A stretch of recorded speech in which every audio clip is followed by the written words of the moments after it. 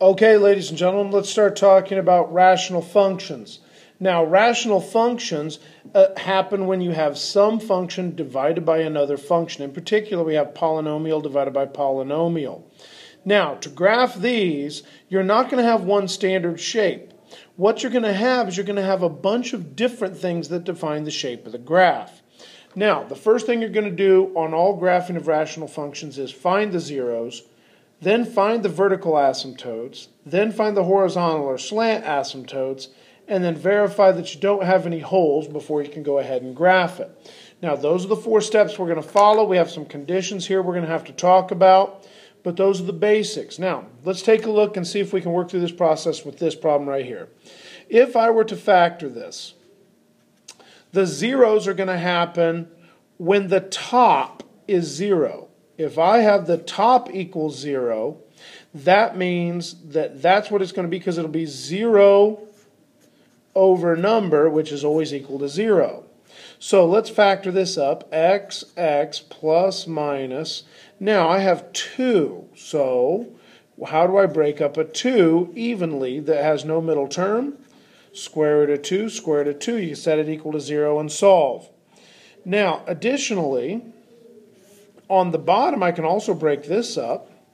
X plus 2, x minus 2. The problem is, if I have number over 0, I'm undefined. So if I'm undefined, that means I don't have any graph there at all. So what I need to do is I need to take the places that I do have zeros, take the places that are undefined, and let that determine my graph for me. So let's take a look here. If I have 1, 2, 3. 1, 2, 3. I have x-intercepts at root 2 and negative root 2. So that's going to be 1.4 and negative 1.4. Okay?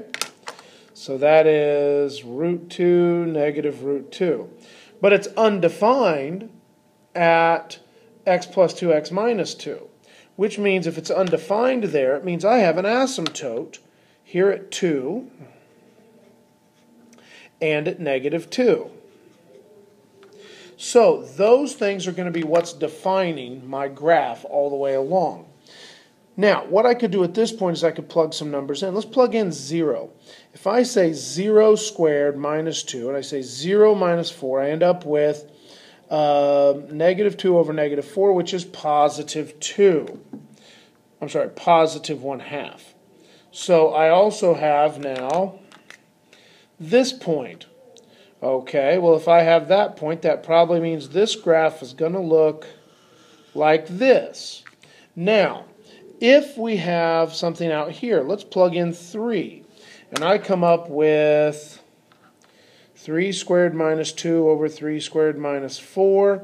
That's going to be 9 minus 2, 9 minus 4.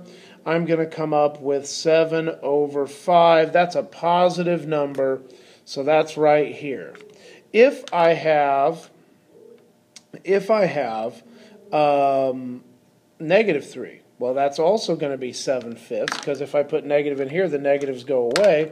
I put 7/5, so I get this up here as well. So in this case, the graph probably looks something like this. So by figuring out where do I cross the x-axis, now by the way, how do I know I've been here?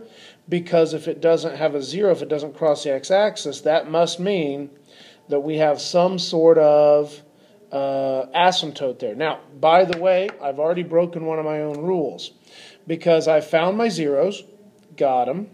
I found my vertical asymptotes, got them. But I have neglected my horizontal asymptotes. Now, a vertical asymptote is whenever the denominator is 0. A horizontal asymptote could occur in 2 ways. One, if the denominator power is greater than the numerator power. Well, in our case, we have squared and squared, so those are the same. So that doesn't apply. When the denominator power equals the numerator power, yep, 2, 2, they're the same. So that's true. It's number over number, meaning it's coefficient over coefficient, leading coefficient over leading coefficient. So I actually have a horizontal asymptote in our case at y equals 1. So when I came down here to 0, that's not right at all. I need to be coming down only to an asymptote of 1. So if I have my points here, and I have an asymptote at 1, that means I go up through the point, but I can't go any higher because I have that horizontal asymptote there. So my final graph, as I put it all together, looks very much like this. Crosses, crosses, with a y-intercept here. Horizontal asymptote at 1. Vertical asymptote at -2 and +2. Point here. So that means my graph must do this number. And so that's my final graph. But you'll notice I had to go through 1, 2, 3, 4 to 5 different steps just to graph the equation. You're going to have to be able to do this by hand, so make sure that you can follow this process. Let's go ahead and do another example. All right, let's take a look at this example. Again, first things first, we got to find some zeros. So my zeros up top are going to be x minus 2, x plus 2. So already I can come right down here and say 1, 2, 3, 4, 1, 2, 3, 4, 1, 2, 3, 4, 1, 2, 3, 4. I have a solution at +2 and -2. All right, now I want to factor the bottom. Well, to factor the bottom, I could really say break it into 2 bits and 2 bits. So I say x squared leaves x plus 1, and take out a -4, and that leaves x plus 1. So if I factor that out, I get x plus 1 times x squared minus 4. Well, let's take a look at this for a second.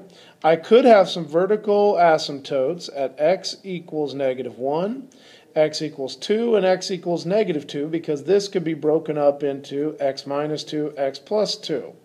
So I could potentially have some asymptotes here and here. That's a small problem since I've already gotten some solutions there. And an asymptote at x equals -1. Okay. And in this case, so we say number 2, I'm looking for those vertical asymptotes. And that looks like potentially -1, 2, -2. I look for my horizontal asymptotes. My horizontal asymptotes would be, is the bottom bigger than the top? Yes, it is. So if the bottom is bigger than the top, bottom power bigger than the top power, it's y equals 0 is the asymptote. So I have an asymptote at 0. So I have an asymptote here. Now, for some of you playing along at home, you say, wait a minute, how can you have 2 asymptotes and have 2 points here in the middle? Well, take a look, folks. If I have x minus 2 and x minus 2, those go away. X plus 2, those go away. So what I'm really left with in the end is the following. I'm really left with 1 over x minus 1. Now, in that case, my graph's going to look much more like this. It's going to look like a standard rational, except it's going to be shifted over 1 unit. Vertical asymptote at 1, not at 2 or -2. I still am going to have a bottom power bigger than the top, so I still have a horizontal asymptote. So my graph looks like this. But wait, there's more. I also mentioned that we need to double check for holes. And in this case, +2 is going to leave a hole in my graph. -2 is also going to leave a hole in my graph. So my final answer here is this, with zeros nowhere because they were removed. Vertical asymptote at -1, horizontal asymptote at y equals 0, and holes in those 2 places. So, you'll notice you can't just do it all right from the beginning. You're going to actually have to go through it step by step by step, and stuff is going to change, and it has to agree with one another as you move through the process. Okay, ladies and gentlemen, you have homework, page 138, number 3, number 14, number 20, and number 29.